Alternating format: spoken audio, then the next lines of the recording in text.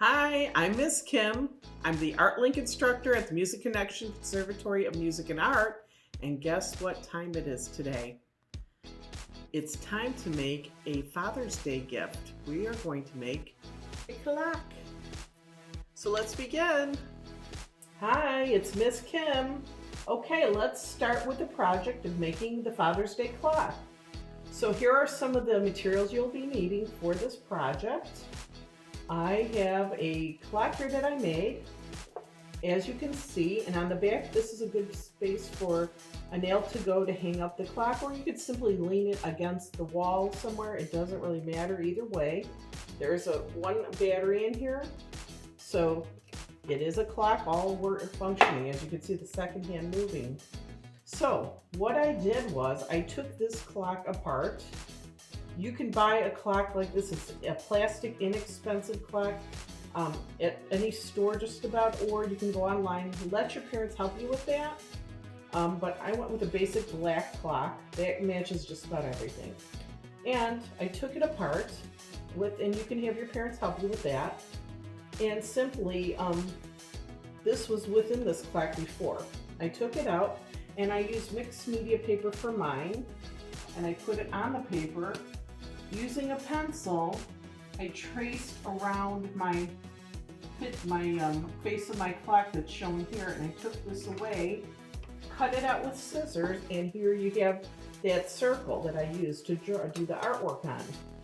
So I have mixed media paper, but you can also use computer paper. I would just recommend getting a couple sheets. So if you should make a mistake, you can fix that mistake, but also you want to layer another one or two papers underneath the art, so it's nice and white like this. So if the paper's kind of thin, you'll see through it. You want it nice and white. So you have another backing of it. So you might have to cut another circle and cut it out with scissors, but just use your face of your clock as your template to trace around, okay? So I'm going to move those aside. So whenever I had that finished, it was kind of like this, you could say. Let's pretend this is a clean white paper. What I did then is I took something like a bowl that I had, and I wanted it to be small enough where when I trace around it, I could fit all the numbers to the clock all the way around, and I try to evenly place it that way on the face of the clock, the picture. And then I simply use my pencil and went all the way around like I'm doing here, and I lift it up, and there's your circle. Try to set it so it's pretty even top to bottom, side to side when you go to do that, okay? But try to find a little bowl or something, or a circle this size to make room for your numbers is what you're trying to achieve. Once I had that finished, then I wanted to do my, for you, you're going to do your father's initial. I did the letter D. If your father's name is Mike, you would do M. If your father's name is Anthony, you would do an A. So whatever your father's first name is, that first letter is the letter you want to draw. So I'm going to show you an example of what I did.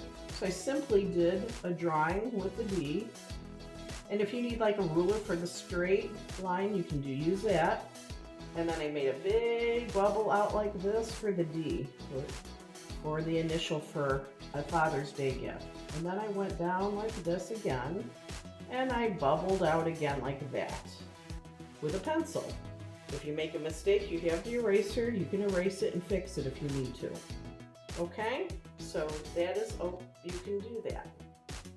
All right, so then anyway, from there, I just made some kind of angles within it to create some geometric design within the letter. Just some big basic angles, just to make it interesting. Kind of like that. Similar to this.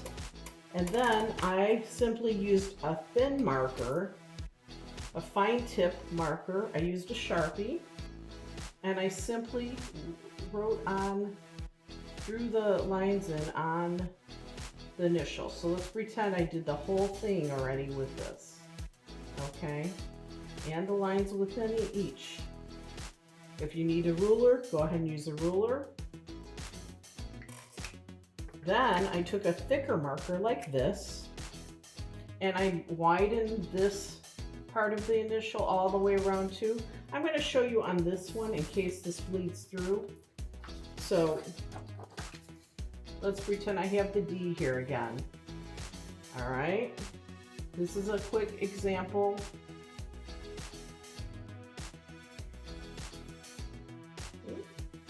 And I just made the, as you can see here, pretty wide, the D, like this. And I just used the side of the marker and laid it down, so you use the broad side of the marker like that. And I went around to make it thicker, the outer lines, so it really stands out in your clock.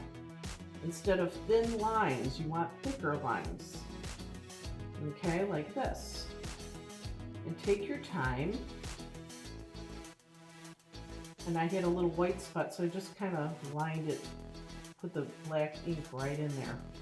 Okay, so I'm thickening the lines with the thick broad side of the marker like I did here. I kind of went ahead, as you can see. And then with a finer tip marker, I'm doing patterns within each space that I chose. And as you can see, I could thicken some of them even more, and I made like this kind of shape. Kind of following along with the ideas I have here. I did one like this, just spiraling, spiraling, spiraling, like so. So you get the idea. You're doing patterns of all kinds, zigzag, waves, lines within each space. It's kind of called a Zentangle styled design within those spaces, okay, with black markers, all right? Then the final part of this was to create the circle in the center for the component.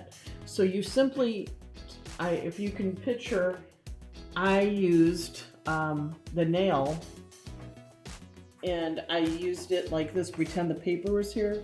Let's pretend it's this. And I just used a hammer. You'll have family, a caregiver help you. You just tap it once to create that circle. The reason for that is so you can get your big hand, little hand, and seconds hand component through that hole, and this back here, and click it together, so you'll have the component, the backing, and then your picture that you're finished with, and then you assemble the rest of the clock. I did forget to mention, I did draw in my numbers for the clock, so 12 is across from the 6, 9 is across from the 3, just like a clock's face would be with the numbers. So I just kind of drew them in with my marker. So that was done, and then I assembled all this to create your clock. But you can also go on the computer and find a font that you like and make it that size to fit, and print them and cut them and use a glue stick to glue in place, and then assemble your clock. So there is the clock. I hope your dad enjoys this project. Wrap this. We have our Father's Day gift, a clock for Father's Day. You can wrap it and give it to your dad on Father's Day, June 21st, Sunday.